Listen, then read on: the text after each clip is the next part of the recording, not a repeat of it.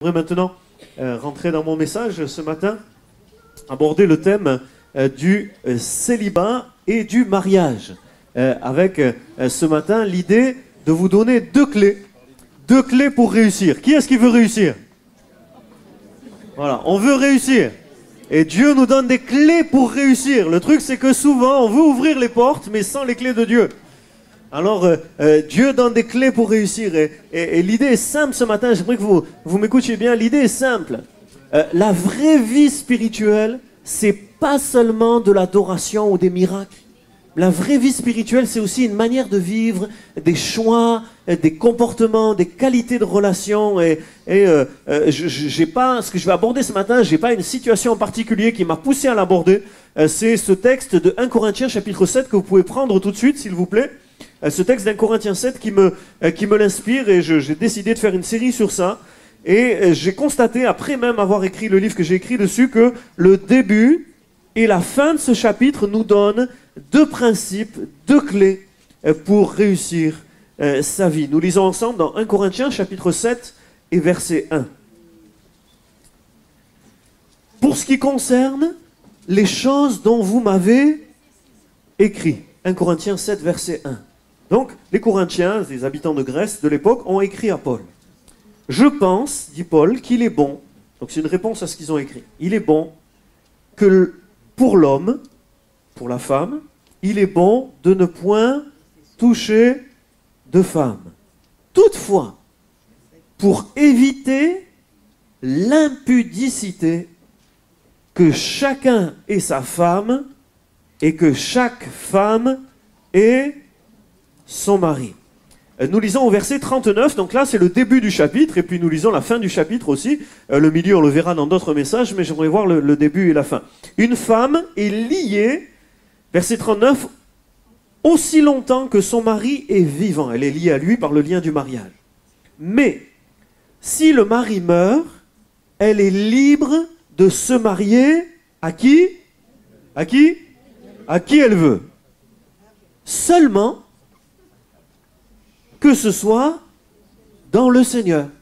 Elle est plus heureuse néanmoins si elle demeure comme elle est, suivant mon avis. Et l'apôtre Paul finit en disant, et moi aussi, je crois avoir l'Esprit de Dieu. Et ici, on est tous d'accord que l'apôtre Paul, il avait l'Esprit de Dieu. Qui est-ce qui est d'accord? L'apôtre Paul, il avait l'Esprit de Dieu. Bon, super. C'est pour ça qu'on le lit, c'est la parole de Dieu pour nous. Premièrement, deux pensées ce matin. Premièrement, la sexualité est réservée au mariage. Donc, les Corinthiens lui ont écrit, on ne sait pas exactement les questions ou les remarques qu'ils ont faites. On ne sait pas ce qu'ils ont écrit, mais on a la réponse. Et en tout cas, au travers de la réponse, on devine que dans leurs questions, il était question de sexualité. Parce que des fois, on parle de Dieu, on parle de Jésus, on parle de choses glorieuses, mais les croyants, ils ont des questions sur la sexualité. Et à Corinthe, déjà il y a 2000 ans, ils avaient des questions sur la sexualité, et puis ils les ont posées, et l'apôtre Paul leur donne des réponses. L'apôtre ne refuse pas d'aborder le sujet, il n'en fait pas un tabou. Même pour lui, il semble que c'est important parce qu'il le traite ici et plusieurs fois dans ses lettres. Ici, au verset 1, il parle de toucher ou de ne pas toucher une femme. Au verset 2, il parle d'impudicité. Le contexte montre clairement qu'il est question de sexualité. La suite, d'ailleurs, montre que l'apôtre Paul est très favorable à la sexualité dans le mariage. Et j'aimerais dire, le sexe, c'est pas mal. Non, non. Le sexe, c'est pas mal. C'est Dieu qui l'a créé pour notre bonheur. C'est pas le diable qui est à l'origine du sexe, c'est Dieu. Et ceux qui sont d'accord disent? Bon, il y a des gens d'accord. Alors moi, je suis formel. Vous voyez, il y a des choses qui se discutent, mais ça, je suis formel. La Bible est claire sur ça. C'est Dieu qui est l'auteur de nos corps, de notre sexualité. Dieu a créé l'homme et la femme avant la chute. Ils se sont mariés avant la chute. C'était dans le plan de Dieu qui se reproduisent. Le premier chapitre dit « Soyez féconds, multipliez ». La sexualité est un cadeau de Dieu. La grande question, c'est est-ce qu'on en fait un bon ou un mauvais usage? Vous voyez, c'est comme, il y a une chaise là, ici, tiens. Voilà. Il y a une chaise. Cette chaise, elle peut être super sympa. Hein. Je ne sais pas qui a fabriqué la chaise. Vous voyez? Je ne sais pas qui a fabriqué la chaise, mais le gars qui l'a fabriqué, il a fabriqué pour notre bien. Hein. Hein? Waouh, c'est bon, hein? C'est bon des fois, hein? Ça soulage, ça fait du bien. Le gars qui l'a fabriqué, il l'a fabriqué pour notre bien. Maintenant, si je m'embrouille avec Alain, je peux prendre la chaise, je peux lui jeter dans la tête. Mais c'est pas la chaise le problème. C'est l'usage que j'en fais. Vous êtes avec moi là? C'est l'usage que j'en fais. Le fabricant de la sexualité, c'est Dieu, et il l'a fait pour notre bonheur. Seulement, l'apôtre fait bien la distinction, et c'est ici le cœur de ce que je veux dire, l'apôtre fait bien la distinction entre la sexualité dans le mariage, approuvée de Dieu, et la sexualité hors mariage, désapprouvée de Dieu. Dans le texte que nous avons lu, si vous le regardez, l'apôtre n'envisage que deux possibilités. Soit on est seul, on est célibataire. Je dis célibataire, mais on peut être veuf, divorcé, séparé, voilà. Soit on est seul, et il est bon de ne pas toucher de femme, comme dit ce texte, c'est-à-dire pas de relation sexuelle quand on n'est pas marié. Soit, deuxième possibilité, pour les croyants, soit on est marié, et alors le verset 5 dit « Ne vous privez pas l'un de l'autre ». La troisième possibilité, parce que je suis sûr qu'il y a des gens qui pensent à une troisième possibilité déjà, hein, ceux qui sont rapides là. Hein. La troisième possibilité, c'est qu'on soit seul et qu'on ait des relations sexuelles sans être marié. Alors l'apôtre Paul, il emploie un mot pour ça. Le mot se trouve au début du verset 2, il parle d'impudicité. Alors l'impudicité, c'est pas un mot qu'on emploie souvent dans les rues. Moi, je ne l'ai pas appris à l'école, par exemple, celui-là, de mots. Je ne l'ai pas entendu à la télévision non plus. C'est dans la Bible que je l'ai appris, ce mot. Pourtant, prenez un dictionnaire, vous verrez, il y est. Il fait partie de la langue française. Et même le Nouveau Testament mentionne 26 fois ce terme impudicité. Et si on regarde impudique, vous voyez des expressions qui sont dérivées du même mot, il y a 56 références à l'impudicité dans le Nouveau Testament. En français, le mot, vous pourrez regarder dans un dictionnaire, désigne tout ce qui va à l'encontre de la morale sexuelle. En grec, le mot désigne d'abord la prostitution et par extension, beaucoup de mots comme ça ont un sens premier, un deuxième sens par extension, il désigne toute relation sexuelle réprouvée, l'adultère et les relations sexuelles hors mariage. Les autres traductions sont donc impudicité est aussi traduit selon les traducteurs, inconduite, mal se conduire, voilà, inconduite, infidélité, fornication, débauche, immoralité, dérèglement. On voit ici clairement au verset 2, si vous regardez bien le verset 2, moi, il paraît assez clair, que ceux qui ont leur femme ou leur mari ne sont pas dans l'impudicité. Mais ceux qui n'ont pas de femme ou de mari et qui ont une sexualité, c'est de l'impudicité. Lisez bien le verset 2, il me semble que l'équation est assez claire. Pour éviter l'impudicité, il faut avoir un conjoint. S'il y a du sexe sans conjoint, ça s'appelle de l'impudicité. Un jour, deux jeunes sont venus me voir. On était là, vous voyez, on a des super réunions, on est bénis. Et ce soir-là, moi, je sais pas, j'étais béni et tout. Et à la fin de la réunion, ils sont venus me voir et m'ont dit, on aimerait te parler. On aimerait prendre rendez-vous, on a des questions à te poser. Et je sais pas, moi, je me suis dit, ils veulent donner leur vie au Seigneur. Alléluia. Vous voyez, je sais pas, j'étais optimiste, vous voyez. Mais ils avaient des questions. Vous voyez, bon, il n'y a pas de mal à ça. Hein. Et leur question, c'est écrit où dans la Bible qu'on ne doit pas avoir de relation sexuelle avant le mariage? Alors je leur ai lu ce texte, comme je viens de le faire, et puis je leur ai lu deux autres textes. Est-ce que vous êtes d'accord qu'on les lise, les deux autres? Qu'est-ce qui est d'accord là? Qu'est-ce qui vote pour? Bon, pour les autres, je suis désolé, hein, la majorité l'a emporté. Hein. Alors nous lisons dans Deutéronome, s'il vous plaît, avec moi. Deutéronome, chapitre 22, verset 13. Deutéronome 22, 13. Voilà, c'est l'Ancien Testament, nous sommes sous la loi de Moïse. Bien sûr, nous ne sommes plus sous la loi de Moïse, mais j'aimerais dire que pourquoi l'Ancien Testament est toujours dans la parole de Dieu? Parce que l'Ancien Testament nous montre la volonté de Dieu. Qui est Dieu? Sa personnalité, ce qu'il aime, ce qu'il n'aime pas. Derrière les lois de l'Ancien Testament, il faut comprendre quelles sont les intentions de Dieu, ce qu'il veut révéler, ce qu'il veut dire. Et ici, nous lisons un texte où, il me semble, les choses sont assez claires. Dans Deutéronome chapitre 22, verset 13, il est écrit « Si un homme qui a pris une femme et est allé vers elle, donc il s'est marié et ils ont eu des relations, s'il éprouve ensuite de l'aversion pour sa personne, s'il lui attribue des choses criminelles, waouh, criminelles carrément, et porte atteinte à sa réputation en disant « J'ai pris cette femme, je me suis approché d'elle et je ne l'ai pas trouvée vierge. » Aïe, elle avait eu des relations avant de se marier. Alors, le père et la mère de la jeune femme prendront les signes de sa virginité, les produiront devant les anciens de la ville, donc ils vont essayer de la défendre. Le père de la jeune femme dira aux anciens « J'ai donné ma fille pour femme à cet homme, et il l'a prise en aversion. Il lui attribue des choses criminelles, en disant « Je n'ai pas trouvé ta fille vierge. Or, voici les signes de virginité de ma fille. » Et ils déploieront son vêtement devant les anciens de la ville. Les anciens de la ville saisiront alors cet homme et le châtieront, parce qu'il a porté atteinte à la réputation d'une vierge d'Israël. Ils le condamneront à une amende de 100 cycles d'argent, qu'ils donneront au père de la jeune femme, et elle restera sa femme, il ne pourra pas la renvoyer tant qu'il vivra. Mais,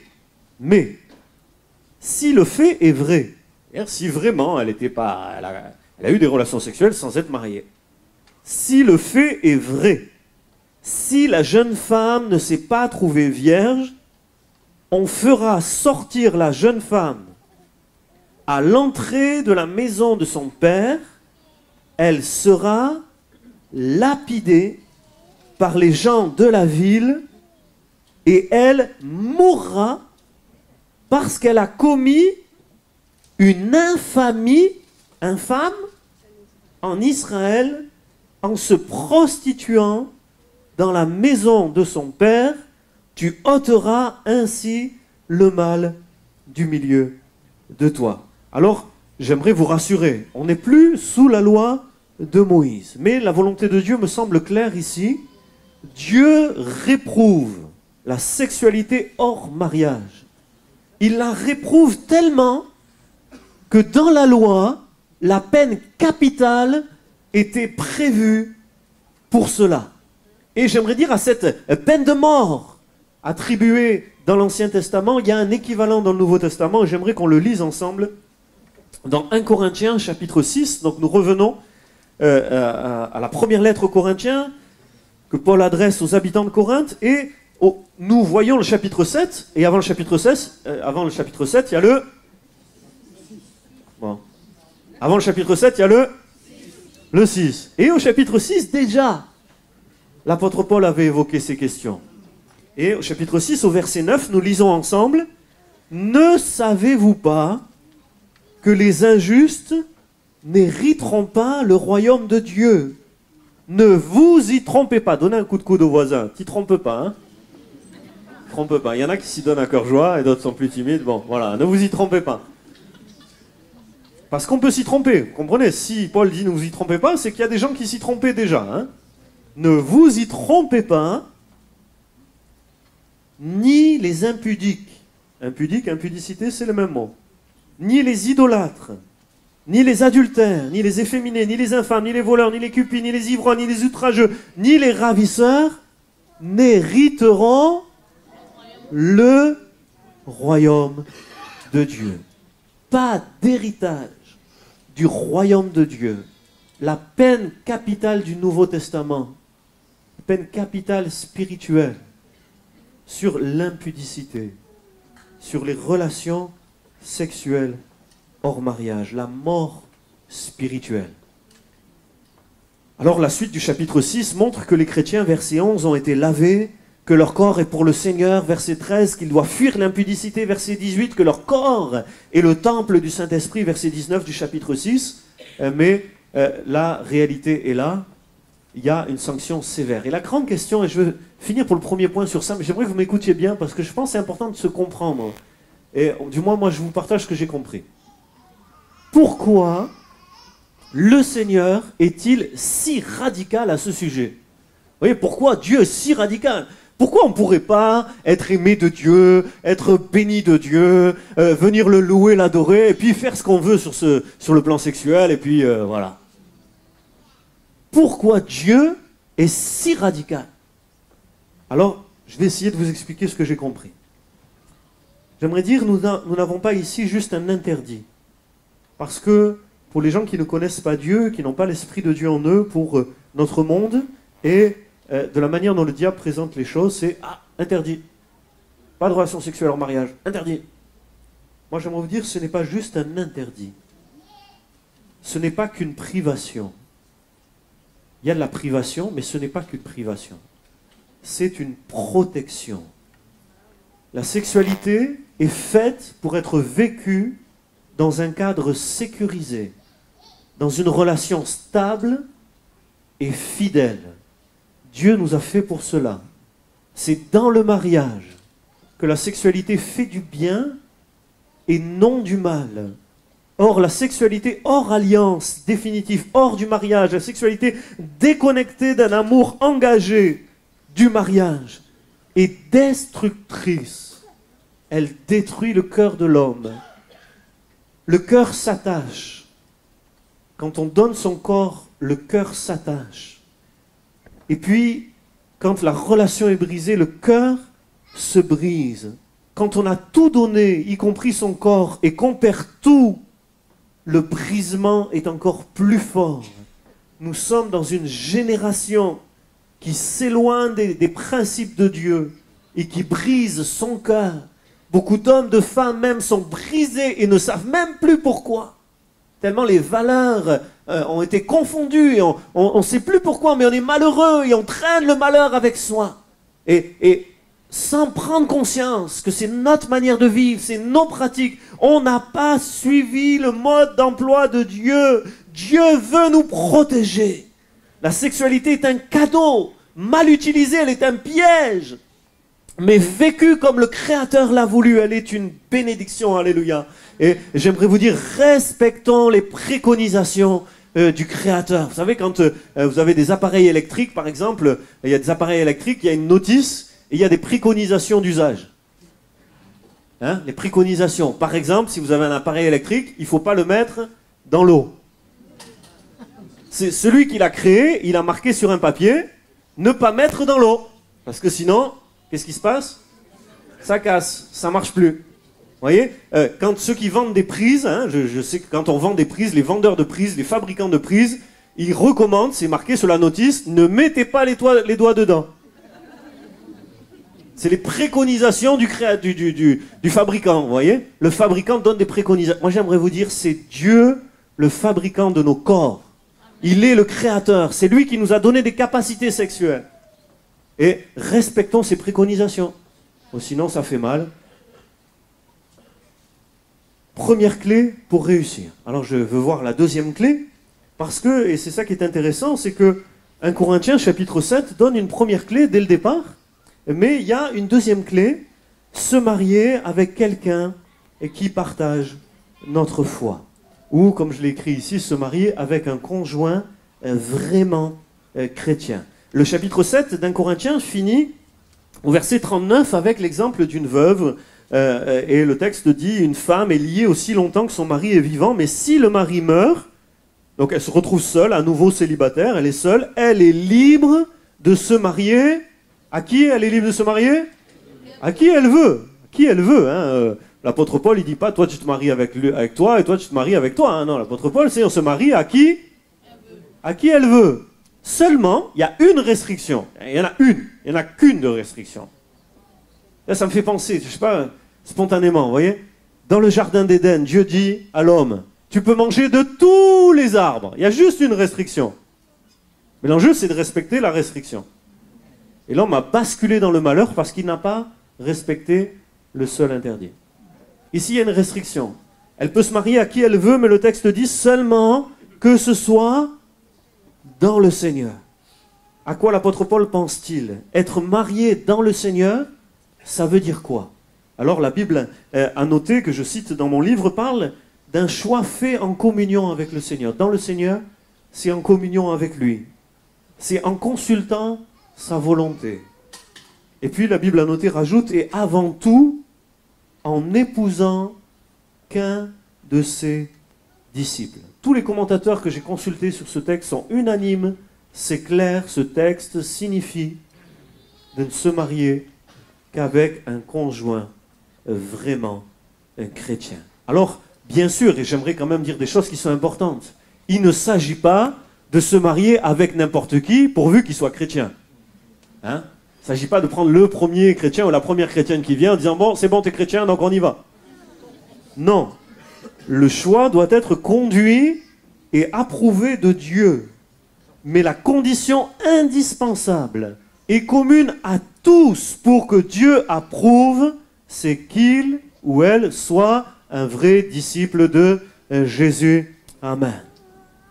Un vrai disciple, né de nouveau, marchant avec Dieu, ayant une relation avec Dieu, désirant lui obéir en toutes choses. Ce matin, alors que je relisais mes notes, je pensais souvent le problème, c'est qu'on veut absolument se marier. Et quand on veut absolument se marier, alors on ne voit pas tout. On est aveuglé par ce désir de vouloir absolument se marier. Et on tombe sur quelqu'un qui nous dit « Ah, je suis chrétien, je suis chrétienne ». Et on veut absolument se marier et on peut tomber dans un piège. Par contre, si on veut absolument faire la volonté de Dieu, alors nos yeux s'ouvrent. Et s'il y a un problème, Dieu nous le montre. En tout cas, j'aimerais dire attention aux faux chrétiens. Dis à ton voisin, attention aux faux chrétiens. Ta voisine, dis-lui. Attention aux faux chrétiens. Il y en a. Il y en a. Il y en a dans toutes les églises du monde. Des faux chrétiens. Il y en avait déjà dans l'église du Nouveau Testament.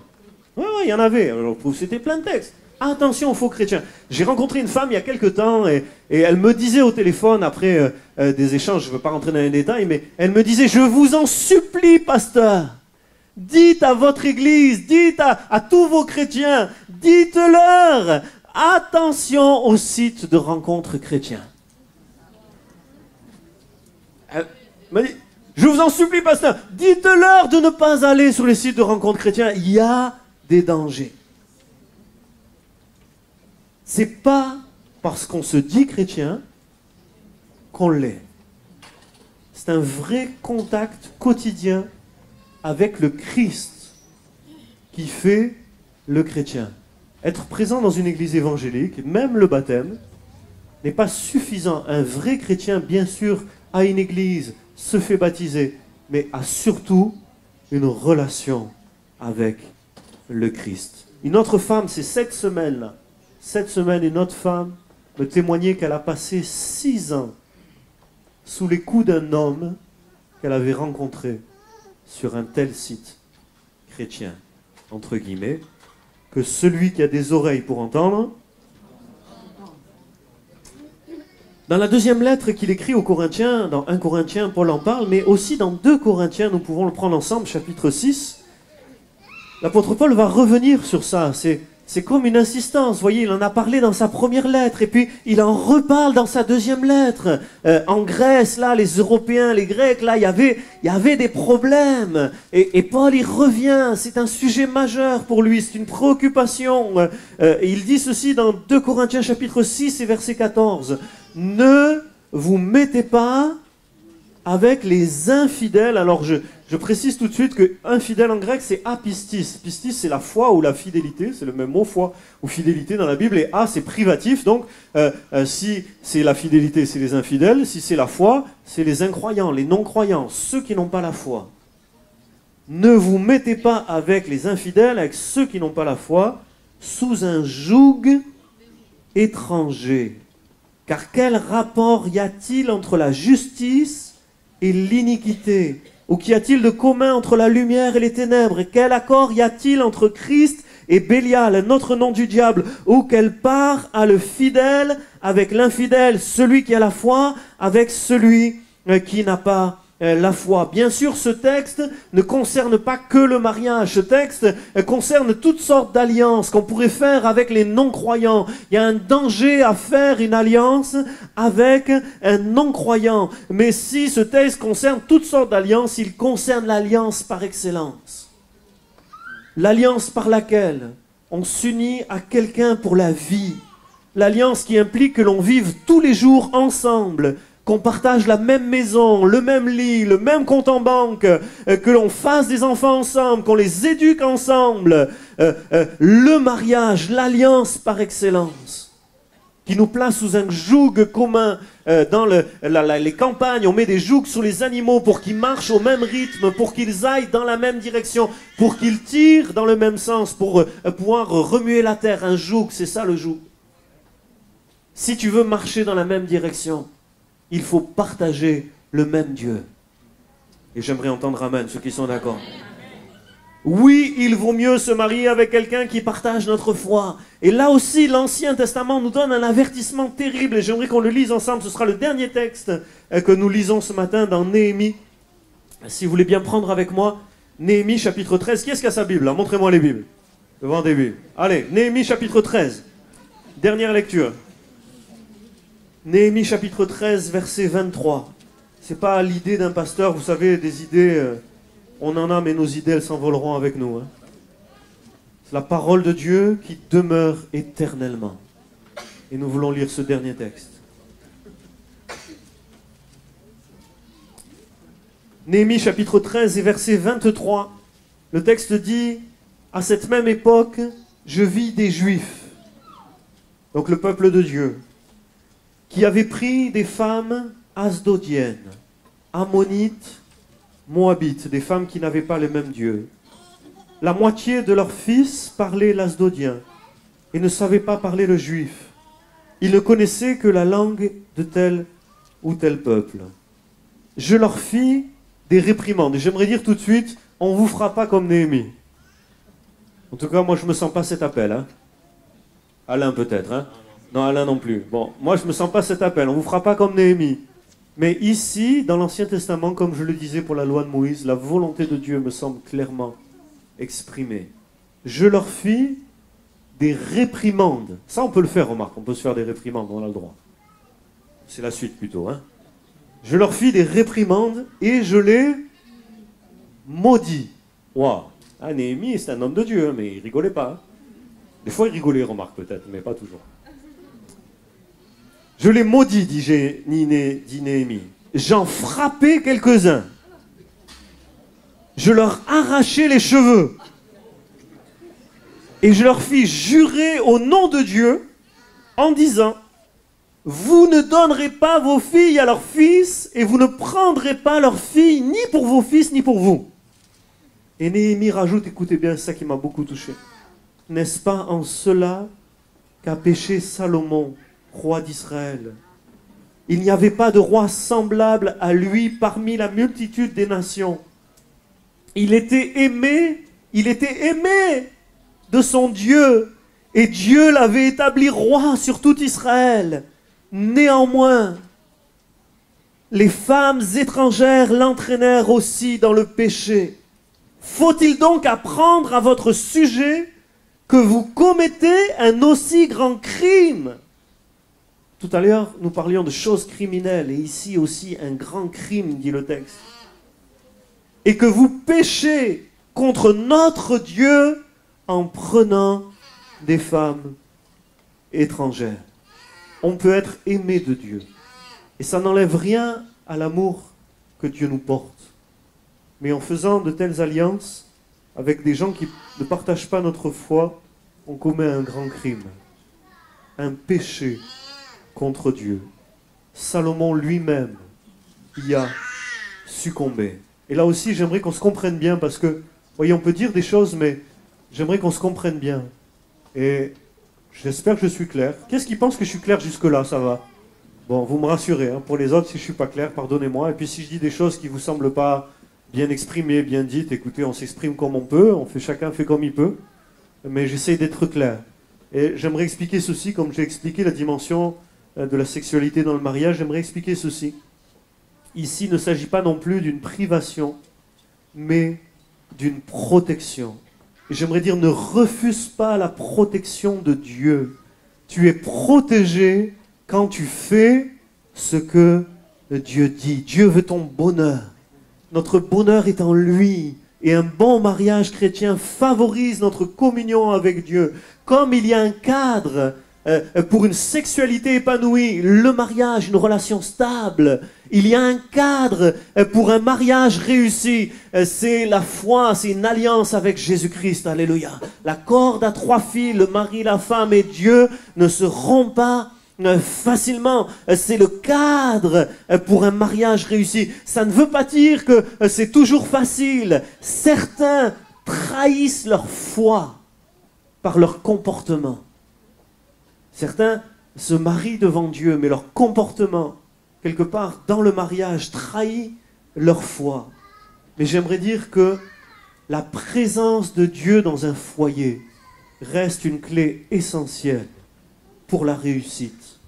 Pas la seule, mais une clé majeure. Et j'aimerais dire, si tu es célibataire, si tu es seul, quelles qu'en soient les raisons, j'aimerais te donner cette parole de la part de Dieu. N'envisage même pas autre chose. Ne regarde pas ailleurs. Marie-toi avec un chrétien. Marie-toi avec une vraie chrétienne. Alléluia. Si tu es déjà marié avec un non-croyant, une non-croyante, honore le mariage.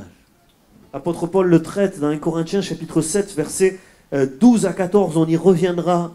Si tu es déjà marié avec un non-croyant, défends ton mariage, reste marié. Ou comme le dit l'apôtre Pierre, si ton conjoint n'obéit pas à la parole, gagne-le sans parole par ta conduite.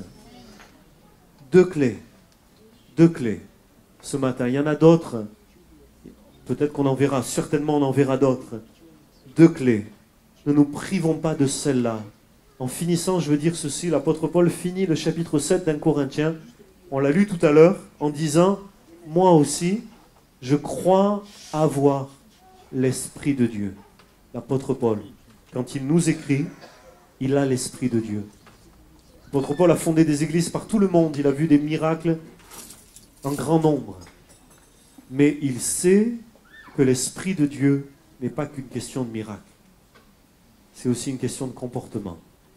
J'aimerais qu'on ferme nos yeux et que l'on prie et que l'on accueille ensemble l'Esprit de Dieu.